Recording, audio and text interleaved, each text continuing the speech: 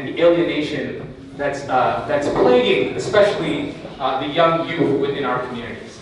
And so that's the topic that we wanted to bring to you all. We're honored to have two experts and specialists on the panel with us. First, allow me to introduce Shaykh Walead. For those of you that were in attendance for the Jummah Khutbah, you were able to hear his wise words. And alhamdulillah, we're honored to have him. He is our Beacon Foundation scholar. He's the one who visits us on a monthly basis. And we have a full weekend of activities with Shaykh Walead whenever he's visiting us. The Friday night one is the one that we've traveled with to different communities. And we call it an in-conversation panel. We actually want to have more of a discussion than a lecture. We had the lecture, alhamdulillah, at the khutbah. You all were able to hear Shaykh Walead. But now we really want to get into a discussion with our experts along with the community on different issues that are ailing our communities.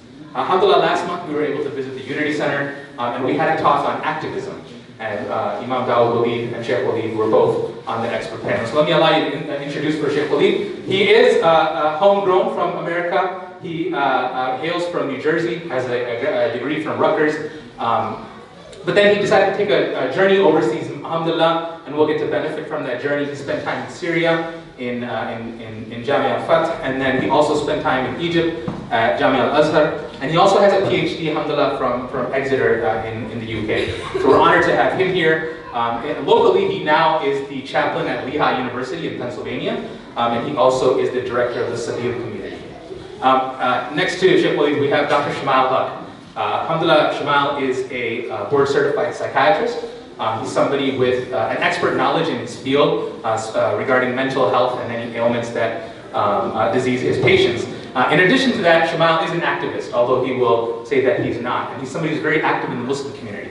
And so to take the expertise that he has from his medical field and also apply what he sees in the Muslim community allows us to have a unique balance from his perspective. So I've asked him to join the panel as well. So alhamdulillah, we'll go ahead and we don't want to make it a lecture, but I told them both that I would put them on the spot at the very beginning, and we're obviously wanting to hear the initial thoughts that Shaykh Walead has on the topic. So I'm going to ask him first to share some opening remarks on the topic, and then we'll also ask Dr. Shamal to do that as well.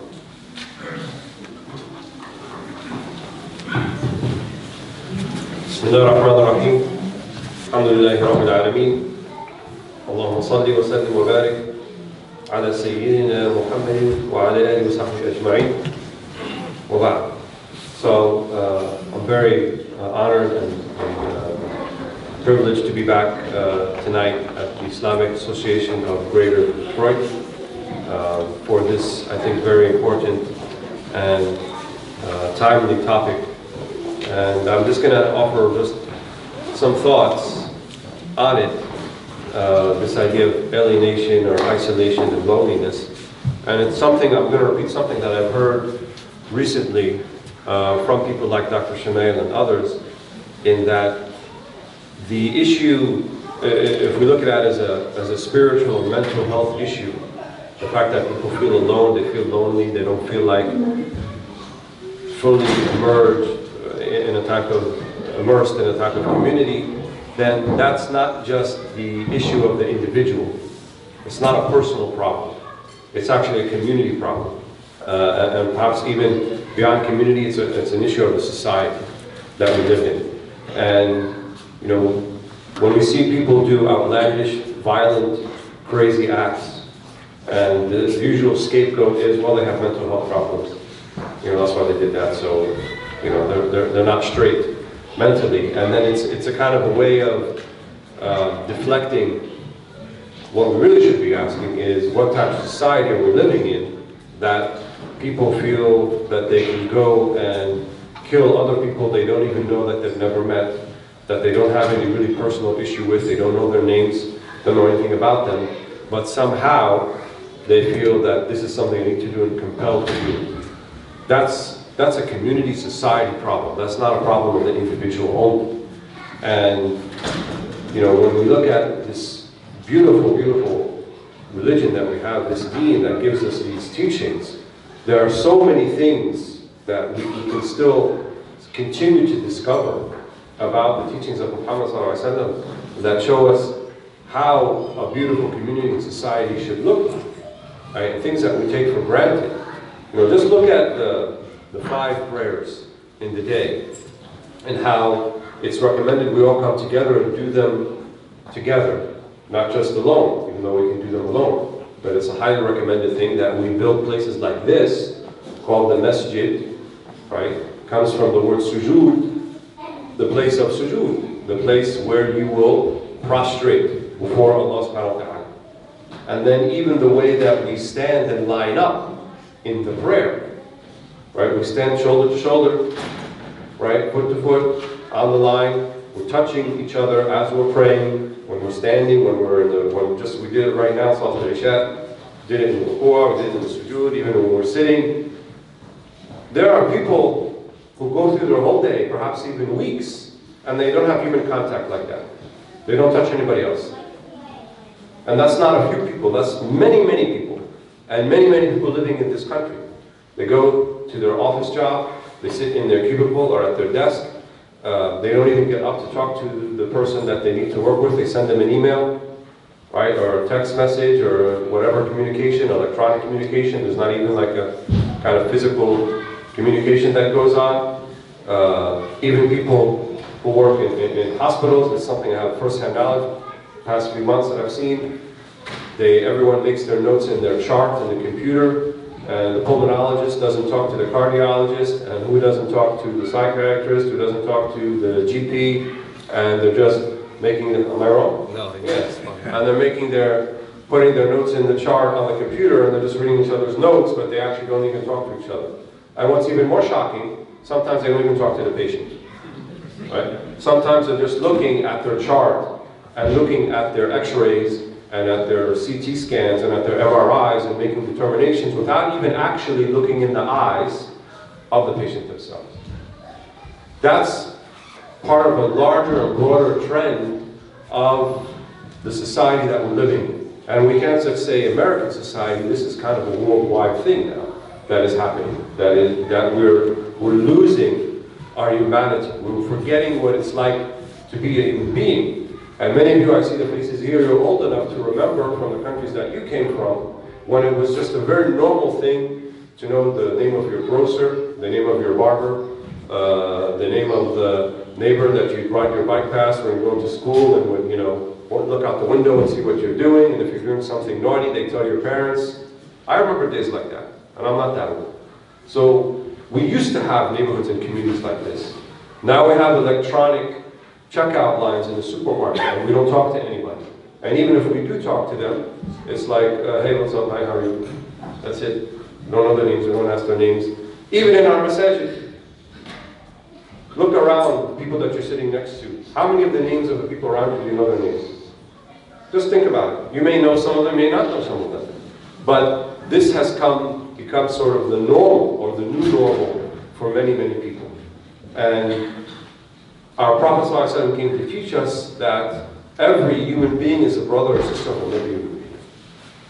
And every human being has rights and responsibilities towards other human beings. And we were created to be amongst each other. Some of the Arabic linguists, they said that the word insan has an origin min al-uns. And uns means intimacy. So it means a human being in Arabic means intimate, the one who is intimate with others. The opposite of that is al-wahsh, right? The wahsh is the one who's wild, who lives by himself, who lives alone, the tiger in the jungle, doesn't need to interact socially with anyone else. But we were created interdependent and codependent upon one another. No one human being can take care of all of their needs. You couldn't possibly grow your own food and build your own house and sew your own clothes and educate yourself. You need others in order to make the human being that you are supposed to be. But now we have this veneer and this facade of what we think will replace all of that. I'm sorry if people here, anyone works for Google, but there are engineers at Google who are thinking and plotting now, and there's $1 billion fund to serve this, from what I understand, to figure out how we can digitize human consciousness. How can we digitize human memory? How can we supplant human memory by putting a chip in your brain, so you no longer have to memorize the Quran and sit with Mufti Rabbani or the Muhafiz. You just download it, right? go on your computer and you stick a wire in your head, type in Quran, let's do Surah Al-Baqarah today, download it in your memory, just like that.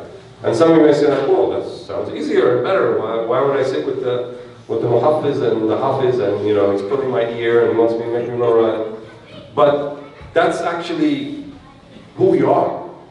Right? When we create this level of artificiality, then we lose our humanity. And even American movies have explored this concept, right? Anyone who's seen Terminator and what is the name of the evil network, Signet or something like that? Yeah, Signet. Skynet. Or if you've seen The Matrix. So people have thought about these ideas. This has come to mind how when we increase this level of artificialness into our lives and we become dependent upon these devices, and many of the young generation, that's exactly what's happening. And I've talked to a few psychiatrists, and they tell me that the #1 reason that kids are depressed is Facebook, is social media. Because you're getting a skewed version of reality. Everyone is putting their highlight reel on Facebook. It's not really their life. But then you compare it to your real life, and you say, oh, I'm not going to Bermuda, and I'm not going climbing Mount Everest in Nepal, and I'm not doing all those other things that my friend is doing and taking selfies up there, and my life seems very dim and boring compared to all of that. And this is what will cause people to become depressed.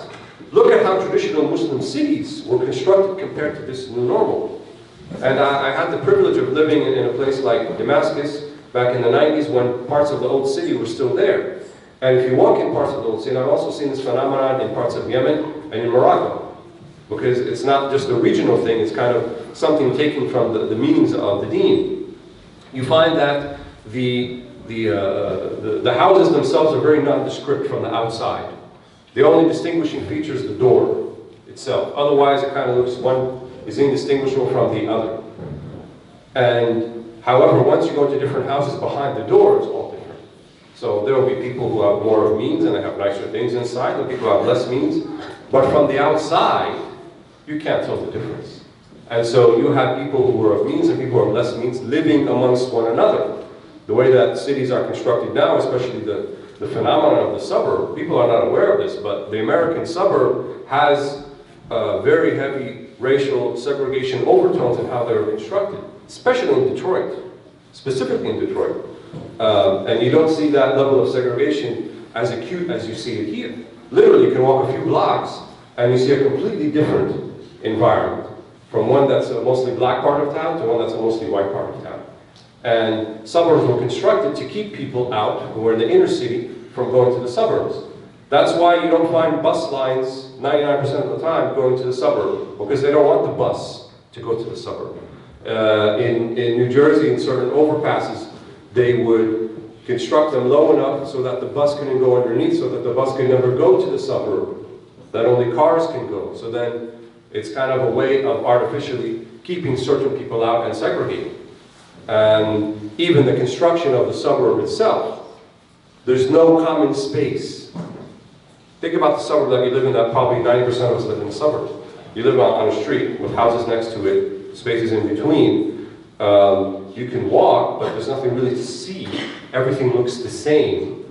You look at the facade of the house, right? And you know, John Budiard, he talks about this, that it looks like a mini city. You know, it's part of kind of the American dream of having your own sort of homestead. And, you know, this is what happened in the American West, and just kind of being on your own. But otherwise, this elevation, right, when you look at a house, what's the elevation? Like, how many triangles does it have going like this? It's artificial, there's no meaning to it. Traditional American homes actually were the 5-window homes, 3 up and 2 down in the door. And then they're all next to each other. And then the streets were narrow enough so that when you grew the trees gave you a covering over the street. It gave you a sense of closure and community and feeling like you're all together. Compared to now, we have these big suburbs and big houses, not connected, you don't know who your neighbors are, there's no common space where you can actually meet. There's no more town square, only the artificial town square that has just become a commercial center, right? So that Kroger and Macy's and Bed Bath & Beyond can open stores, but it's not really a place where people can congregate in a manner that will allow this sort of social cohesion. So all of these factors together, right, you look at them all together, then you can see, well, why do people feel like the way that they feel? Then the question becomes, well, what we as Muslims, what should we do? And in my role as a student, as an educator, is, well, first we've got to recognize the problem. First we have to recognize what's going on and see it clearly. Then we can be in a position not just to help ourselves, but help the greater society, the greater community, because everybody's suffering and they don't really know why. They have some inkling of it, but despite what we say is a very connected world, we have never felt as alone and as isolated. And I'm going to stop here, but some comments maybe when I get a chance. I'm going to talk a little bit about this idea of being alone but not lonely, which is another thing that has a lot to do with our deen, but I'll save that for a little bit later. My apologies, Dr. Shmuel, for too much time. Assalamu alaikum. Again, my name is Shmuel Haq. I'm a psychiatrist over at BOMA. I want to thank Shaykh Walead for, again, coming to Michigan and dedicating his time to the community and teaching. I want to thank IEGD as well for hosting tonight, and to all of you. It's a Friday night, it's cold, but you chose to come here, so mashallah. Much of what I was going to share was covered by Shaykh Walead. I'm just going to reiterate some things. I'm just going to talk about 3 or 4 points. First, I'm going to define loneliness. I'll give you some statistics, and then kind of some symptoms, if you will, or things that people experience. So, the biggest expert who just died recently, I think it was about a year or two, in loneliness in America, his name is John Cacioppo, C-A-C-I-O-P-P-O. He studied loneliness in America and has done a number of studies on it. And loneliness was defined as basically the thought of perceived isolation and the distressing feeling that accompanies the discrepancy between the desire for social relationships and the actual relationships. So in other words, there's a mismatch there of what you perceive as, okay, the intimacy that you have or the proximity you have with people versus what's actually there, and kind of the distress that comes from that. Loneliness also defined by, there's a book that I brought here. This is called Lost Connections, Johann Hari. It's interesting, I mean, subhanAllah, to your point, Shaykh Walead, that even people who are engrossed in this culture, they're recognizing the pitfalls of the culture. So he's actually an atheist and a liberal, but went and dedicated a whole book about studying the causes of depression and anxiety, and came to the conclusions that there's 9 causes, 2 of which are only biological, and the 7 others are the way we live, actually. And so kind of the isolation in the way we live.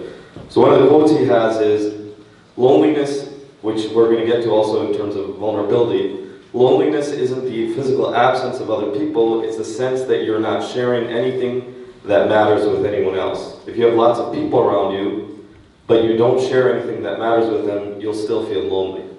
So if there's a vulnerability, there's a sense of vulnerability that has to happen in connection, in building connection. So again, that's just to kind of set the table of what we're talking about. I think we all kind of have an idea. I mean, if you've ever lost a loved one, if you feel homesick, you know, maybe a marriage proposal didn't go your way. You know, these are all times in lives that people feel lonely or kind of that feeling. So that sort of captures it. Now, what about statistics? In 1970, American homes where there was just one person living in the home was around 5 to 10%. Now it's 2020 almost, we're up to 20% almost of homes that have only one person in the home. That's a really strange way to live. We were meant, as Shaykh Walead mentioned, that biologically we're meant to be in groups, in quote-unquote tribes. And this is the conclusion of this author of the book as well as the expert. The largest study that was done by Cacioppo pointed out, and this is kind of an ongoing study, that the epidemic of loneliness is anywhere from like 5% to 20% right now. So 1 out of 5 Americans nearly have a sense of feeling lonely.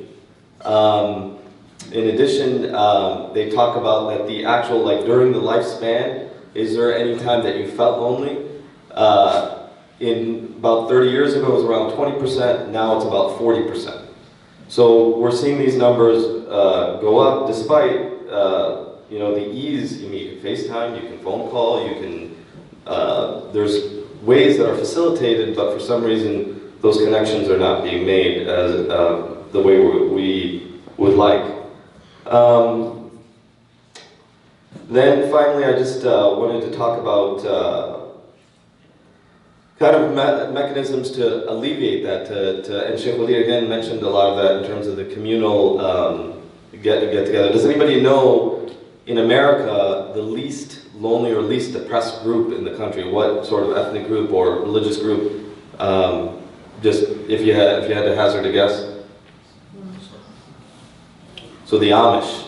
The Amish are the least depressed group in the country. Why? There's a sense of community that they've established, that they do things together. And that's a very important way to cultivate and to alleviate, you know, cultivate kind of being together and family and to alleviate loneliness. Does anybody know what blue zones are? Have you ever heard the concept of blue zones? And does anybody have a sense of what a blue zone is? Anybody? So blue zones are cities around the world where people actually live into their hundreds. So there's Okinawa, Loma Linda, I think there's a place in Italy. And the thing that, there's characteristics that they found amongst all these cities that they see that common that allows these people to live well into advanced age. And one of the characteristics, interestingly, besides like plant-based diet, having purpose, but they said there's an engagement in spirituality and religion, an engagement in family life, and an engagement in social life. So there is a sense of togetherness, again, bringing people, not living in isolation like we are. So this is a very strange way to live, to essentially live in these homes and neighborhoods where you know your neighbor's car and you don't know your neighbor's name. So it's kind of an odd paradox. Just a few other points. One is that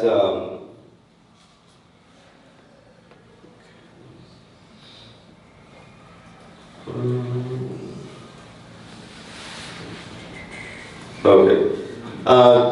The one is that there's a study that was done on how to make friends over the age of 30. So the idea is that if you don't grow up with one another, how is it that you actually can form meaningful relationships? So there's 3 factors. 1, you have to be close to each other, proximity.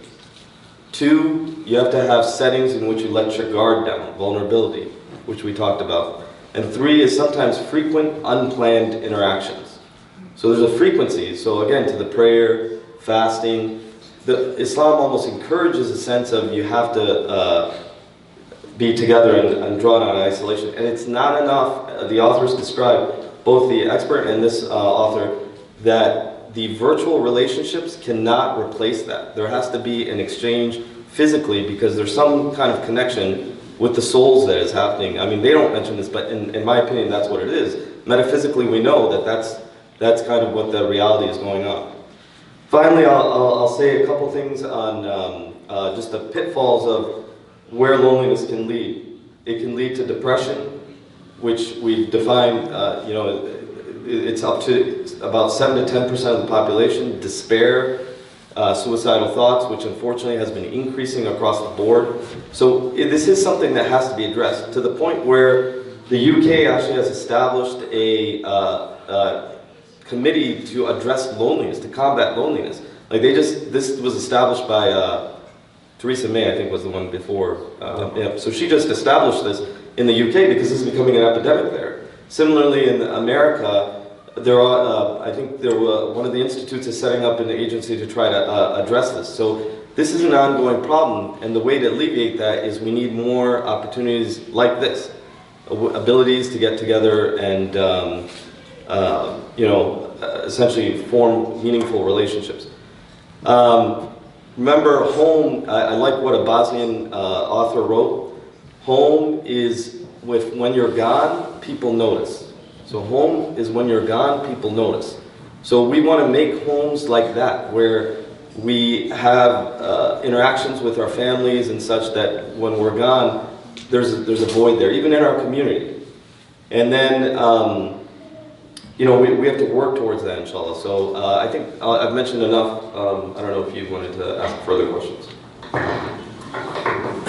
Jazakallah khair to both of you. And I think we've done a good job of introducing the topic. I think Shaykh Walead did a very good job of talking about what kind of the ailments are, what are the symptoms of what's out there in front of us today, and also it almost feels like there's a plan, like this was planned, that homes were made this way, cities were designed this way, which is almost at opposition to what they may have been at an earlier time. So it's nice to lay out that topic that way, and then for Dr. Shamal to provide a framework to define what are the terms that we're actually talking about here? What is the discussion going to center around? And then the statistics behind it, and it's always unique to hear those statistics and about our brother in the Amish. And so, and you mentioned that the idea of vulnerability, and I recently was listening to a talk by Sister Hina Mukhtar, who, mashallah, is an author with Seeker's Guidance and puts a lot of literature out there for parenting, and we know that this discussion will head towards the parenting, but one thing she mentioned was about the friendship triangle. I don't know if you guys have heard about this friendship triangle. I think it's a book, it's also a TEDx talk, but something she talks about is how do we make friends, how do we develop friends, and one thing she said that I really liked and thought back to myself, who are the friends that I'm still friends with today, and those that we've just grown distance. And one of the triangle that she talks about is the basis of your triangle is positivity. There must be a level of positivity in your relationship. And then the two sides of that triangle come to one being vulnerability, which Dr. Shamal said, and being able to kind of put yourself in a place where you'll be vulnerable with that person. And then the other one being consistency, having that consistent mode of communication with that friend to last a long time. And so when she mentioned that about friendship, and that may be where we go as a way of a cure for these types of ailments, which is to say, how do we become friends with one another? And that may be the questions that we need to be asking. And I don't want to get into the cures. I think we want to hear from both of you on the cures. So this is a discussion. I'm only on the mic to move the discussion forward, and the hope is that we're going to hear from the audience as well. I do have a couple of topics that I want to bring up and have both of them discuss as well, but if at any time or anyone wants to bring up a topic and head in a different direction, we'll do that as well. But before we jump into what are your future solutions, we always have to take a step back. And so the question that's going to be said is that at a time of loneliness and isolation and alienation amongst those that both are using social media and maybe, and I want to point this out, is that one of the statistics is reading about elderly and the elderly care that we have, and the idea of alienating our elderly because they simply don't have someone to speak with. So when we talk about these ailments, we're not just talking about the youth. We're not just talking about adults. This is a symptom across the board. But we have to look back at our tradition. And when I think of isolation, I think about Yusuf alayhi salam and Yusuf and being put into a place where he was in isolation, what we would call confinement today, and the guidance that comes to Allah to him. I think of Nuh alayhi salam being given the mission of Allah, but having not even his own family members follow him and being rejected. And then of course I think of the Nabi sallallahu alayhi wa sallam and what he went through when his wife passed, and the test that he faced in Mecca, and seeing his few followers face certain persecution. That has to put you in a place of isolation and alienation. And so to Shaykh Walead specifically, I'm going to ask, before we jump into the cures for these types of issues in our community, when we take a look back into our tradition, what are some of the cures from the tradition that we could take in developing ourselves and having this discussion? Bismillah. But I think that kind of ties to what I wanted to bring up earlier, and what we heard from Dr. Shaykh as well. This the mismatch in loneliness is due to certain social expectations and then not being able to meet them. And I think one of the things that is certainly enshrined in our deen is it shows us how to be alone. In other words, there is a time to be alone and there's a time to be with people. And the Prophet ﷺ, emphasized that, the idea of you're alone, but not really alone.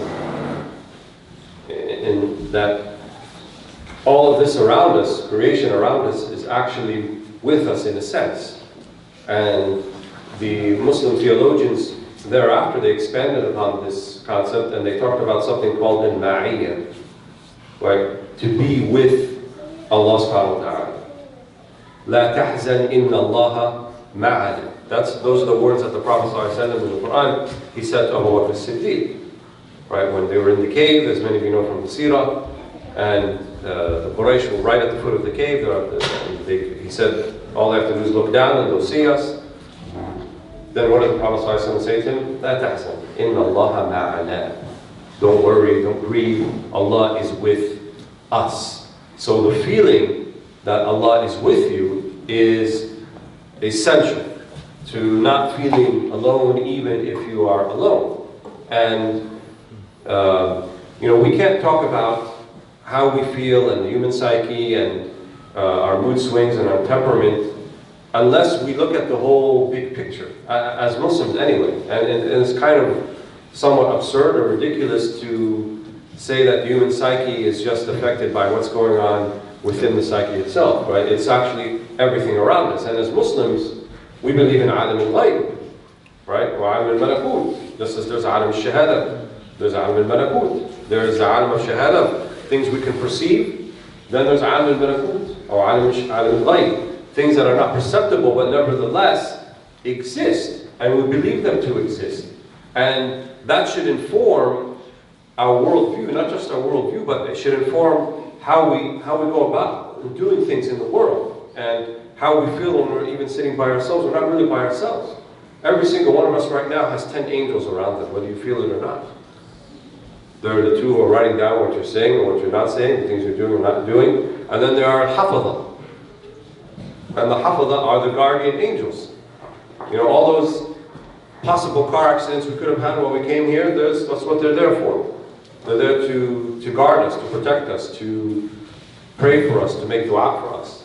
And so your perception, right, your feeling that, knowing that they're with you, you'll never feel alone. And I was speaking to a good friend of mine, Sidi Harun Sugic, a little bit older than me. And he said his generation, when he would ask people, was like, did you ever feel lonely in your life? And they said, we never felt lonely, right? As if it's some sort of new phenomenon. They always felt like they're at least in communion and communication with the world around them. And Allah says in the Quran that everything makes tasbih. وَلَكِنْ لَا تَفْقَهُونَ تَسْبِيحَهُمْ. Everything is hymning the praises of Allah subhanahu wa ta'ala, but it's just you don't understand the tasbih. لَا تَفْقَهُونَ. You don't know how to interpret it. But our awareness that it exists nonetheless, it will give you a very different and new perspective on who am I, what am I doing here, and what's going on around me. And, as Dr. Sharan was saying, you can have many, many acquaintances and many, many relationships, but if they're not meaningful, you'll still feel alone. You'll still feel lonely.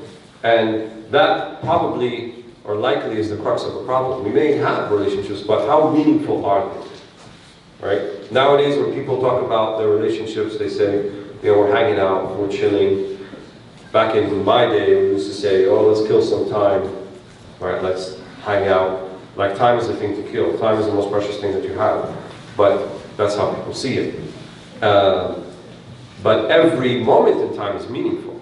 And that means every moment in time that you choose to spend with someone else, other than yourself, obviously, should be somewhat meaningful. Even though if it's not meaningful from their perspective. So there's a way to be in the world where you see everything as meaningful. Right? And many of the books of Suluk and Tazkiyah, they talk about this. Either someone is going to derive a benefit from you, you can teach them something, or maintain their companionship because they can teach you something. Right? So you're always seeing that there is a reason, there's a meaning behind that. And I kind of forgot what you originally asked me. Okay. What was The it? tradition of the different challenges that the prophets went through. Yes. So even Yusuf that he brought up, alayhi salam, labitha fi sijn bid'a sinin, right? He stayed in the prison some years. But and Sayyidina Yunus, who was in the belly of the whale, also for some time. And even our Prophet ﷺ, the persecution that he felt in the day of Ta'if, and then he went to the bustan of Addas, right? And then he said his very famous dua under the tree of that bustan, of that garden. These are all examples of how we look at what could be adverse circumstances, but in actuality, Allah puts them there for us so that we can learn something from them. And of course, the best way to learn from it is to see the example of the prophets. In the example of Yunus alayhi salam, what did he say to get out of the belly of the whale? Subhanak la inni kuntu min al-zalimin. Wasn't even really sigha dua, wasn't in the formula of a supplication, but it was more like an acknowledgement, a realization, if you will. La ilaha illa anta, subhanak inni kuntu min al-zalimin. There's no God but you, glory to you. I was amongst the wrongdoers. Right? I left the 100,000 or more who were there, and I kind of gave up on them a little bit early. Then I got put on, I took the boat, and then the boat was having rocky waters. They said one of these guys is bad luck, and then I drew the short straw, and then they made me walk the plank, and I fell off the ship, and the whale swallowed me up. So that whole scenario, that whole kind of sequence of events, Yunus alayhi salam realized that. So in other words, he was dealing with his circumstances, with his time, and he's reading it like you're reading a book. And that's how we should, nothing is random, nothing is circumstance, nothing is just like happens for no reason. The things that come into our lives and leave our lives, and the things that we find as obstacles, they're only an obstacle if we look at them as an obstacle. They can actually be, as they say today, a teachable moment, right? Every moment that you have in your life is a teachable moment. Every moment you can actually gain something from it. And the worst, most adverse experience you have, you can turn it, you could flip it completely by how you deal with it, how you react to it. So it can be quite horrible, apparently, seemingly, but depending on how you deal with that situation, your inner fortitude, your resolve, your spiritual cultivation, it could be something quite different. And this was the way of the prophets, and the way of the awliya, and the way of the salihin, and the way of the people who had this inner fortitude. Today, we don't have it so much, right? We have difficulty, you know, as Dr. Shaman mentioned, these expectations that we have, this mismatch between what we think we should be doing versus what we are actually doing. And part of the reason for that is we've been conditioned to think that, you know, everybody should be the best player on the soccer team, everybody gets a trophy, everybody should be number one in everything that they do. Mediocrity is not to be tolerated. Everyone should be a master of all things that they do, and they should surpass their peers and all those things. And this message is constantly being, you know, ingrained in us. It's everywhere, right? From school to university to the gym to everything. And as a result, people have very, very high expectations of what a good life looks like. And unfortunately, that expectation of what a good life looks like, it's often couched in material terms. What I should acquire, what I should own. You go to ARPAs on the internet and say, oh, by 40 years of age, you should have 1, 2, 3, 4, 5 that you own in your life, or that you should have done already, right? Setting these kind of benchmarks for what success looks like.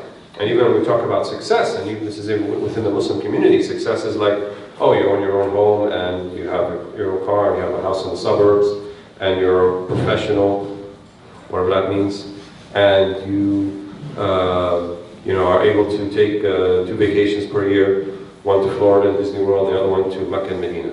Success. And that scenario of success doesn't fit for everybody, right? It doesn't work for everybody, and it may not even be success in of itself. Success in the religious paradigm is consistently worshiping your Lord. That's success. It's not doing something like once in a while that's wow, but it's doing something every day, day in, day out. What people don't give much value to, but nevertheless, it's the most important thing that you can do, day in, day out. And when you read about success of our predecessors, they would say 40 years Abu Hanifa prayed Isha and Fajr with the same wudu. In other words, he spent the night in prayer. But the 40 years, right, that's a success, the consistency that he did it. And one of the things that we miss in our lives is having consistency in our spiritual routines. The 5 prayers are the anchor, and that's the first step. But it's only the first step. There should be consistent things we do, right? It will build you internally, an internal resolve. Just like when someone physically works out, right? And you can see the nata'ij, the thamara, the fruits of their working out on them because they're consistent with it. You go to the gym one time and try to max out and then leave it and never go back, no results. But if you are consistent with it, right? And the Prophet ﷺ, he said, أَحَبُّ الْأَعْمَالِ اللَّهِ عَزَّ وَجَلَّ أَدْوَمُهَا وَالْقَلْبِ. The most beloved of acts are those that are most consistent, even if there's something small.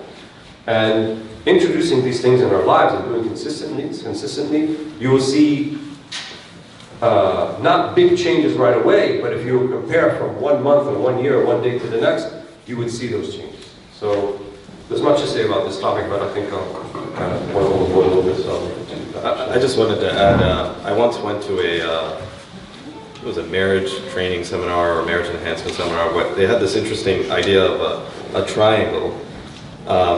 It applied to husband and wife, but you could do this with any relationship. At the top of the triangle is Allah, and at the corner is you, or let's say it's a friend or your spouse. And the idea is, as each person gets close to Allah, what's happening? You're getting close to each other. So the idea is that, again, to reiterate what Shaykh Walead is saying, is that you really want to work on the relationship with Allah as well, because that'll engender a closer relationship to the individual, whoever it might be in your life, whether it's a spouse or friend. And the interesting thing, just to piggyback on what you're saying, particularly about vulnerability, isn't it amazing when you read the hadith, the questions that the Sahabas came to the Prophet with? Like, I don't know if I'd ask shuyukh that today, but they're asking all kinds of really sensitive questions. I find that amazing. That shows the level of vulnerability, connection that they had. So, yeah. So I want, in order to keep the discussion moving, we do want to open it up to folks in the audience, and we have some questions that have been written. But before I get to those, I wanted to ask from the sister side or the brother side if anyone wanted to ask any questions, and we'll bring the mic to you. And don't be shy. I mean, Shaykh Walead made us move the table. There was this nice green table here, and Shaykh Walead wanted us to move the table because, despite the fact that myself and Shamal wanted the barrier to be defensive, Shaykh Walead said this is a discussion. It should be open, and so we should remove the table from the stage and have more of an open discussion. So if you're wondering why Shamal and I are sitting kind of cowered, we were looking for that defensive. So any questions that anyone might have?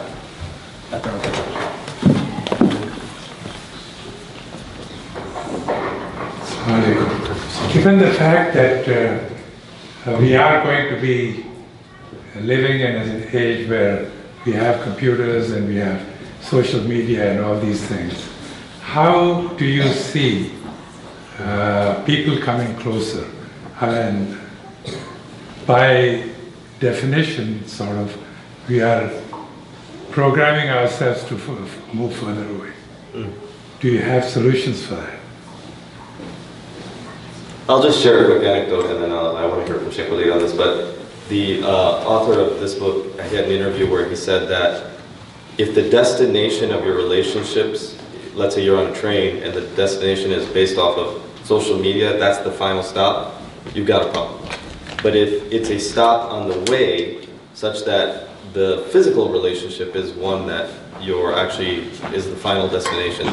So again, social media being, in other words, a tool to further a relationship in real time, then it's appropriate. Then it may even enhance the relationship and whatnot. So more of it as a tool rather than a final destination. It shouldn't replace the actual relationship. The other thing is that I think there's this thing called the Dunbar number, which is that the number of relationships that are meaningful that people can actually have is only 150.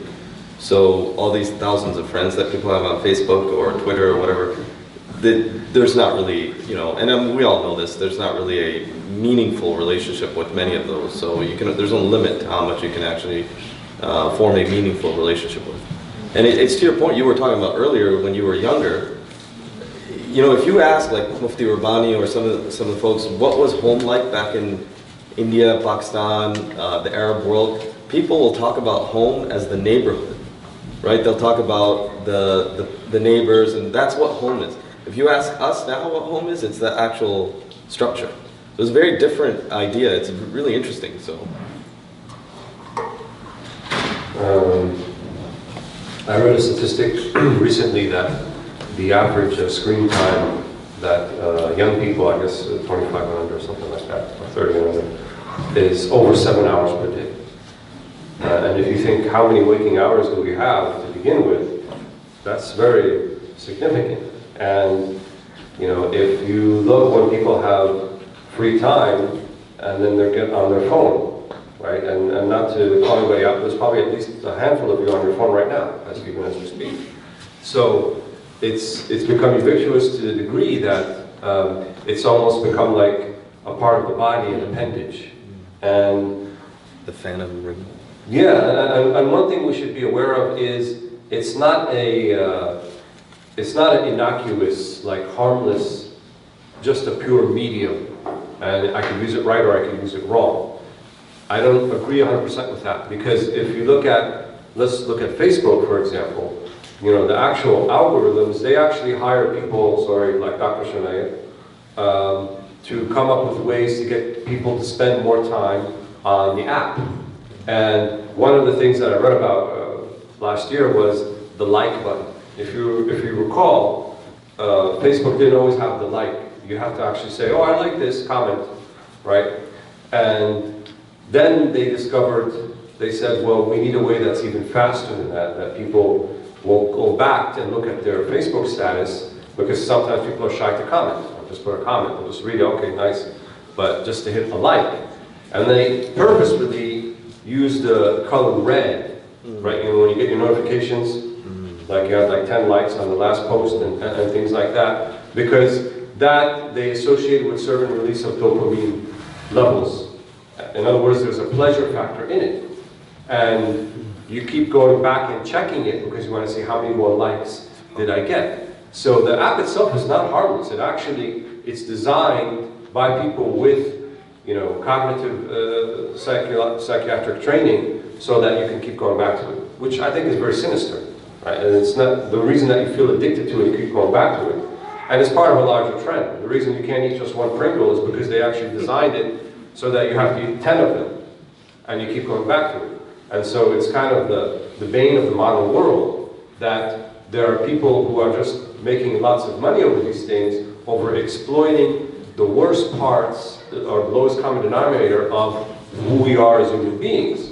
And even if you look at how advertisement is done and marketing, it's always appealing to the lowest part of us. It's not really appealing to the best parts of us, but to the lowest parts. It's like they were designed by Shaitan, because that's what Shaitan does. He always tries to appeal to the lowest part. Then Nafsani, the egoistic part, right, that wants you to keep going back to something. And one of the attributes of the nafs, it's mulih.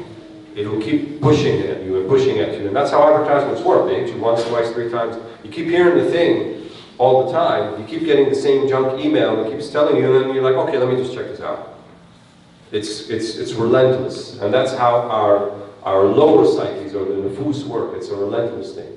So I think that if you are able to do without, that's great. If you're able to do without a social media account, if you're able to do without Instagram and Facebook and all those other things, then I don't think there's any fault in that, and I don't think you're actually going to miss out on a lot. You'd be surprised. I've tried it periodically, a month or two, and I leave it, I'm like, oh, this is good. I'm not missing out on much. And me personally, I've now reduced my Facebook usage, at least the things that I post, to just things that, you know, like happenings like this or programs that we're doing, and let people know. I don't comment on anything. I don't state my belief about what the world should look like or anything like that. Rather, I just use it in that particular sense. So there are things you can do to limit your usage, right? Or you can have a more of a guided approach to how you use it. But if you find that you're using it and it's kind of without really any plan or purpose, and you just keep going back to it and back to it, that means there might be some dependency on it, right? There might be what we even say an addiction, and it's possible that to happen. And now with many of our young children, especially young men, and they're not so young anymore, this is happening with many of these video games. And they too are designed in this manner. That one that everybody's playing called Fortnite is designed to do that. I saw my kids play it, like you go through levels, right? One circle to the next circle, and you're playing with people online, and then there's 40 of you, and then you get down to the lowest circle, and maybe 3 of you left. And so it gives you a false sense of accomplishment. And that's part of that's not necessarily a lower part of the human psyche, but it is a significant part. You want to feel like you did something, you accomplished something. So whenever you go back, the video games are designed in a way that you generally go through levels, right? You get to this level and that level, and then you can be the high scorer, and so forth. And this is what our kids are into, because they feel that sense of accomplishment. And it's very difficult to tell them, stop playing and just go do your homework. We actually have to give them an alternative. And if you look to what the Prophet ﷺ talked about specifically with children and how they should be trained, he mentioned 3 things. He mentioned swimming, and he mentioned equestrian sports, horseback riding, and he mentioned archery, or anything that where you're shooting and you're hitting a target. And each of those has that sense of accomplishment in a sense, but it also has a way by which to overcome the lowest basis parts of the human psyche. How? Well, swimming, you're in an environment that is not yours. It's not a natural environment, right? And to learn to swim is a big deal. When you first learn to swim, you're pretty scared, because if you don't do it right, you could drown, right? Or you're helpless. But once you learn to do it and navigate an environment that's not natural to you, and you navigate it well, it becomes second nature. And you're no longer afraid of that. So a child who grows up in that then can take on any environment, but in a situation they're not used to, and know there is a way to overcome it. With archery, to be good at that, you need 2 things. You need to be accurate, and you need to be precise.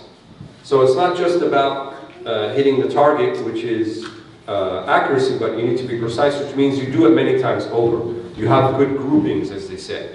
So you want to have 5 or 6 hours, the groupings are all next to each other and all close to the bullseye, to the center of the target. And that cannot be accomplished except via lots of practice and subtle adjustments and muscle memory, to the degree that you're almost doing it effortlessly once you become quite proficient at it. And this is how we overcome our nufus also. It takes time, it takes practice, it takes consistency, right? When you learn that, wait, if I do something and I practice that and do it consistently, I can actually get good at it. And then you'll take that in all other aspects of your life. And then finally, equestrian sports, the horse represents the big ugly nest. It's a huge animal, it can kill you. All it has to do is, kick its hind legs back at you and you're dead, or it can throw you off its back and you can become quite injured. But yet, we have the capacity to tame this animal, right? To have it accede to our requests and our commands. Your nafs is like that too. I want to eat, I want ice cream now, I want to go play the video game, I don't want to sit and study, I don't want to listen to what my parents have to say. This is all day, we're hearing this, the inner voice, all the time. But look at what we did with the horse. A huge animal that has its own will and its own desires, but somehow we're able to tame it, and it's able to accede to our commands and requests. If you can do that with the horse, you could do that with yourself. And so, even training in childhood, there's a training that's geared up to becoming an adult, right? And nowadays, we don't acquire these adult skills. I have people tell me stories all the time, especially young men and women who are in their 30s, maybe in their early 40s. They don't know how to manage their money. They do things completely outlandish. They max out their credit cards and they buy things they can't afford, and they continue to, become mired in debt and to the degree that they're just lost completely. They didn't acquire these skills over time. So our communities, we need to think about, we have to create good human beings, we have to create good adults who are balanced, who are mature, who have internal resolve, who can actually benefit our community, our masjid, our society, and for the next generation of youth will benefit them as well. This is the most important infrastructure project we have. And I see the beautiful addition that you're building here, and I would hope and I pray that you give at least as much attention and thought to the internal infrastructure that's going to occupy the external one. How are we going to build this generation? All of the things that I mentioned, such as that 20 or 30 or 40 or 50 years from now, they too are thinking about the same questions and they're building it for the next generation and so forth. Any other questions that we can take?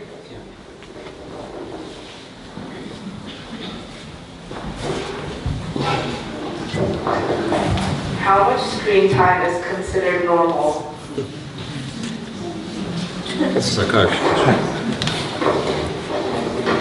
So before you answer that question, it's interesting. I knew I think I had mentioned that the topic will head in this direction. We're all at a bit of a loss on how we control the screen time. You know, is this an actual addiction that we have when we're literally spending minutes and minutes go by and minutes turn into hours into the entire evening, and you've missed out on other meaningful interactions you could have. So, you know, along the lines that she was mentioning, I know there's been recommendations from different advocacy groups. Common Sense Media comes to mind as something parents turn to for screen time. But in addition to the recommendations they make, and I recommend you all check out their websites to see what kind of limits they put in. It's not necessarily a time, it's more of a in a space. Any recommendations that you two would have on maintaining a proper relationship with technology? So first of all, I mean, as a disclaimer, I'm not an expert in terms of addiction. I don't do this, that isn't my field, but I'll comment as to what I know. Again, addiction, just as Shaykh Walead was alluding to, it's defined as essentially a dependence on something such that, you know, there's like a withdrawal, there's an increased tolerance, meaning that you need more of it in order to get the fix, that it affects relationships and things of that nature. So, so you have to keep that, as far as mental health goes, you know, keep that frame in mind. So if it's affecting, for example, screen time is affecting physical relationships in terms of your family, neglecting that, or, you know, if it's affecting your ability to function in terms of just other, you know, schoolwork and such, that's when you know it's a problem. As far as the exact number, I don't know. Yeah, I'm not aware of, you know, that a number that's been designated by groups. I'm sure maybe Common Sense Media may have some recommendations, or others. What I would say is that the younger age group, let's say before high school, it's really discouraged to, you know, really have them have a phone. The idea is, they call it in some circles digital heroin, right? The idea is that you're essentially giving something, as Shaykh Walead was pointing to, that leads to an effect that mirrors substances. So, but we're not even regulating it. We're just kind of letting people have it. So the same sister that gave that talk, Sister Anna, and you know which point I'm going to, I found it very interesting in her talk that she said that we do not allow in their household as a policy anybody to use a phone or a device behind closed doors, that it has to be utilized in a public setting, the kitchen, the family room, etc. So I actually thought, you know, when I listened to that, and I know you commented on that I really thought that was profound. You know, there are circles now in some parties where, you know, people are asked, I know this is this kind of movement with younger millennials, that you just put the phones away in order to facilitate a conversation like that. You got to check it at the door, basically. So, I mean, there's ways to counter this where we have to, like, one thing that we have in our household is at the, you know, first, and John, what's his name, the internist that writes a lot of those books, Boys Adrift, and I'm blanking on his name. Leonard Sachs, yes. So he has this thing where he talks about the family dinner is actually being lost. You know, we all grew up with, if you're, you know, 35, 40 or above, we all grew up on a family dinner at least a few times a week. Now it's like maybe once a week. So in our family, we try to do it as much as possible, and at the dinner table, absolutely no devices. You just, everybody, mom, dad, everybody included, we don't do that. So, you know, just try to do measures where you can facilitate an actual conversation, an actual connection, I guess, so. Yeah, I don't have much to add to that. I think that's all good advice. And you know, the important thing is that you're having control over it, not it having control over you. I second the idea. Don't bring it into your place where you sleep, your bedroom. If you're in a family environment, train yourself not to be on it while someone is talking to you. I mean, I know when people like it's very difficult because they're so attached to it. I think. You know, your fear of missing out on recording the moment, right? Especially people who do selfies and pictures, and you know, now we have the phenomenon of people doing selfies in the Kaaba in Mecca. I was shocked. They're making tawaf and they're like this, and it was beyond my comprehension, to be honest with you. You know, this is the moment, and all you're worried about is people seeing you. In this moment, where is your sense of self-awareness and awareness of Allah subhanahu wa ta'ala? This is His house, right? You wouldn't go to someone's house who respect very much so, and they're giving you their attention, and you're on your phone all the time. So, I think it's going to be different for everybody, but if you feel that as soon as you get a moment of free time, the natural instinct is to go to the phone, then I think you have to question your use of it a lot. I think we have time for one final question. Sure.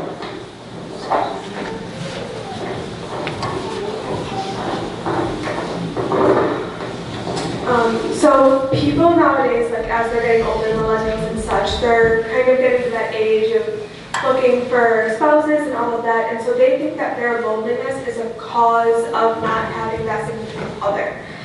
Yet they haven't essentially worked on their relationship with Allah first and foremost, and on top of that, their relationship with their families or loved ones. So for these people, you know, what is your recommendation, what is your advice to them, you know, as far as, you know, responding to their loneliness in that moment? Well, I don't think getting married is going to solve anyone's loneliness. In fact, it may exacerbate it, because in fact, I think for many, even after getting married, it still remains quite lonely because the way that we do marriage nowadays is actually quite different than before. And in many traditional societies, the young married couple would kind of be part of the household somewhere. They're not kind of like necessarily on their own. But I know in Africa, in West Africa, they have a system where if the older sons get married and the wives kind of, they live in a compound kind of setting. So there's the main house for the parents and the daughters, and then if the son gets married, he has kind of like his own place here, but it's kind of a communal type of living. And nowadays, young couples get married, then they have children, and they feel overwhelmed often because they don't have that really extended family support system and that social system around them to, you know, give them a break. And having a baby is a very intense thing. It's like a 24/7 job. You can't, you know, you don't barely get time for yourself. And more traditional societies, there was kind of that support that people would be raising the children. It's their children, but you know, as the African proverb says, it takes a village to raise a child, and that's true. So I think for people before they get married, they have to kind of get into that mentality a little bit.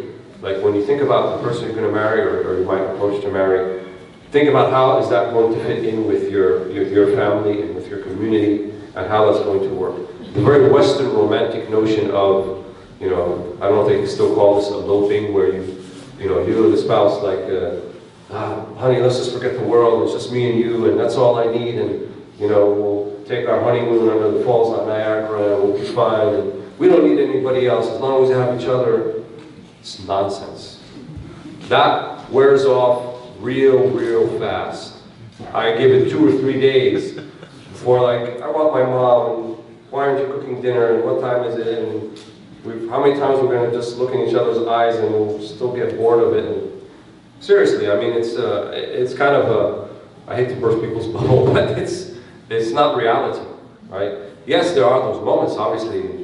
Honeymoon is called, moon means month. So like, I'll give you a month, fine. But after that, the reality sets in. And in order to have a successful, essentially, think of the marriage relationship as the building block of community and society. Without married couples who have families, there's no community. You're not going to have a community of individuals.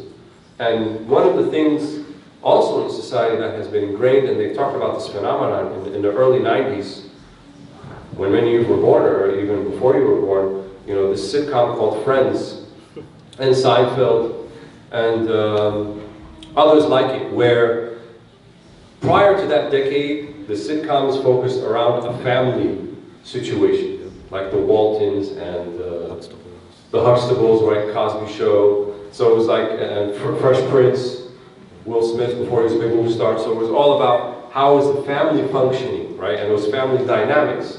That went away, and then the set of Friends replaced the family. So the Friends then became the new family. And then the family who did come into the sitcom once in a while, they were made fun of. Like, you know, they were just a nuisance that got in the way. And George Costanza's parents, who we still live with, were just, you know, two old annoying people who were the butt of jokes. But his real friends were Jerry Seinfeld and the woman, I forgot her name. So, you guys know what I'm talking about, or are you all looking at me? But that became the new dynamic. We watch Modern Family now. And the newer dynamic that no one has written about, but I think I've observed it so far, is the work family. So, like, you know, many of these successful cop dramas, like CSI and you know, NCIS and all those things, that actually becomes a new family, and they refer to themselves as that. So they're not even like friends who are outside of a work environment like that, live close to each other. No, actually, your work is your family. And then the people at work, you see them as your family, and then the real family, and none of them are married. And you'll notice that in these shows, none of them are married, none of them have kids. They all have broken relationships in terms of partner, romantic relationships, but they can always come back to their work environment, their office, and then that becomes their family. And we've been conditioned to think like, oh, so I should spend more time there, and that's the real family. It doesn't matter what I do with this family, this is the family, so forth. So the breakdown, right? And there's obviously certain agendas behind this type of thing, but, you know, I've lived in many different places in the world, alhamdulillah, I've been fortunate, but I find that the thing that keeps us together, me, myself, and my family, is we have a community, and it doesn't need to be the whole neighborhood. It could be 3 or 4 families, really. And that's, I think, how we should start, you know, with like these mini communities. You have 3 or 4, maybe 5 families around you who are trying to do the same thing, raise your kids in the same way, have a similar outlook on life. So when you get married, you have to think about, well, who's going to be my mini community? Who are going to be the other married couples and young families that I'm going to grow up with, and we're going to learn together, and inshallah we're going to succeed together. And I think with that outlook, it will help a lot, inshallah. I would just add, loneliness is a normal reaction in the body. The human being was meant, as we discussed, to be a social animal. So loneliness is like akin to thirst or hunger. You have to respond to it. So how do you respond to it? I mean, we're meant to be as part of tribes. To live alone is actually a very abnormal. This is the biggest experiment in being alone in the history of mankind. Like, we just, you know, we've never done this as human beings.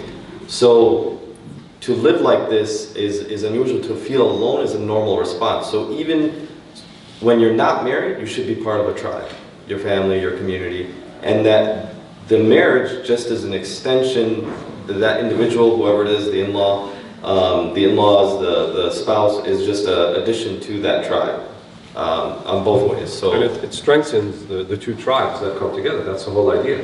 When some person from this family, then here are 2 families now that are connected, right? And that forged new connection strengthens the community as a whole. That's kind of the whole idea behind it. And this is why Allah subhanahu wa ta'ala says in the Quran, لِتَعَارَفُوا, right? Nations and tribes, so that we may know one another. So the areas of commonality increase, and that makes for a more cohesive and essentially healthy society.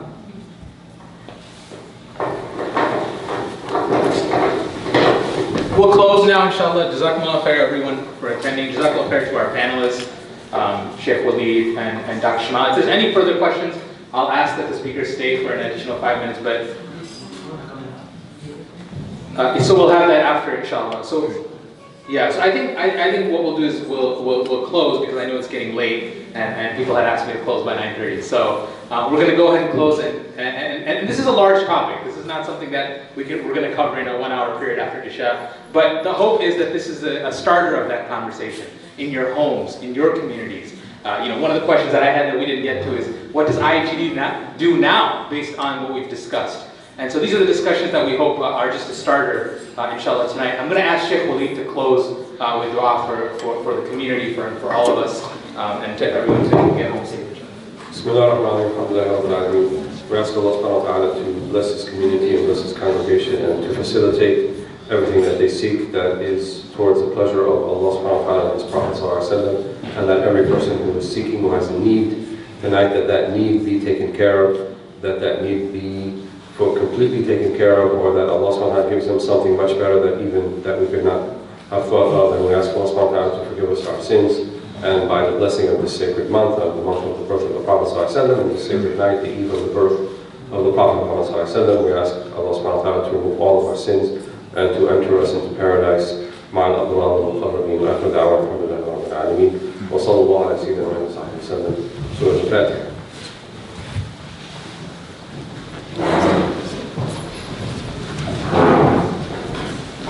Once again, jazakallah khair to everyone. Please get home safely, and I'll ask that our panelists, thank you to both